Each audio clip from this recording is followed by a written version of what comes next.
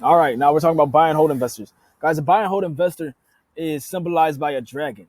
Ooh, I like that. So a dragon who, a dragon's body is kind of like this, and that's exactly what a buy and hold investor is doing. They're waiting, buying a property, holding a property for a long time, and overcoming the waves of the market.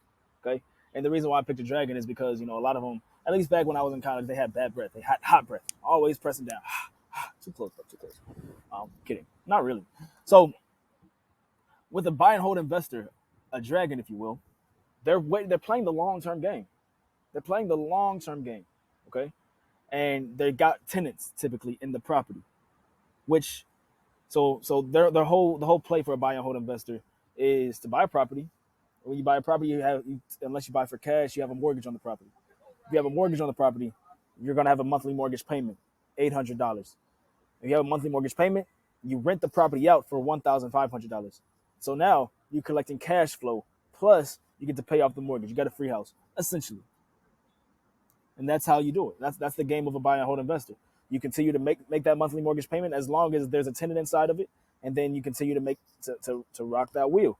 And now the a lot of people have investment properties. Now here's the thing: you got to be able to you have to know what kind of tenant you're getting inside of your property, because a lot of people, they don't care about their properties. If you're a tenant, and I mean, if you've ever been a tenant in a property, you can attest, like, this is not my home. I don't care. I'm going to be here for a couple months, you know. And so you don't take care, but as much care of it as you would your own property, your own house. And so, you ain't vacuuming the rugs, you ain't washing you ain't washing the dishes every day. You know what I'm saying? And so, what's going on is you are putting somebody into your house, to your home, and if you're putting somebody who's not going to take care of the property into your home, well, then that's going to result in you doing more rehab on the back end. Okay, now you have funds to take care of this if that does happen, but just to erase all that problems. But even worse, you got somebody who's not going to pay the rent, and that means that you're going to be coming out of your pocket for your mortgage, which defeats the whole purpose. So all these stuff that buy and hold investors are taking into consideration. How much rent can I charge for this property? Would I rather charge the most for it and keep having people coming in and out, or do I want to back off a little bit, not charge the absolute most that I can get for it, but have a long-term tenant? Okay, and will they take care of the property, and how long are they going to be? So all this good stuff. And so buy and hold investors they got a couple things going for them. Okay, the government wants you to invest in real estate, so they have tax advantages for being a buy and hold investor. You There are investors who don't pay anything in taxes simply because of depreciation of their real estate. Facts. They don't pay anything in taxes. Anything. Ain't that wild?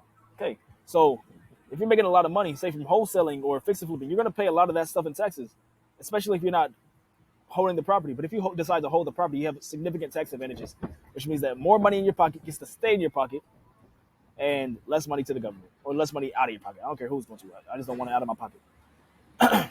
Okay. Appreciation, which means that the value of the property is going to go up typically over a period of time. Real estate is one of the most stable increasing asset classes because it's correlated to the value of the dollar. Okay, so as long as the value of the dollar keeps becoming less, the value of real estate is going to go higher, which is a really good thing. It hedges inflation, which is really good. Um, so we got depreciation, we got appreciation, we got cash flow. They're getting cash flow every month. They're going to be getting a certain amount of money, which is called cash flow. And honestly, that's the name of the game that I'm playing. Cash flow is how much. If I can find a way to get $10,000 every single month without having to lift a finger, and I know what's coming in. Well, what would that do for me? What will my life look like? And so this is the game that buy and hold investors are playing as well. And so there's a lot of different types of buy and hold investors. You got single family, you got residential, you got commercial buy and hold investors, you got office building buy and hold investors. Right? There's not just apartment complexes, even apartment complexes buy and hold investors. It's not just one thing. There's a lot of different ways to be a buy and hold investor, and they all have their own different game play within it, right?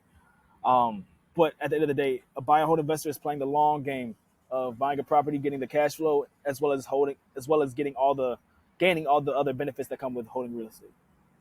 Right on.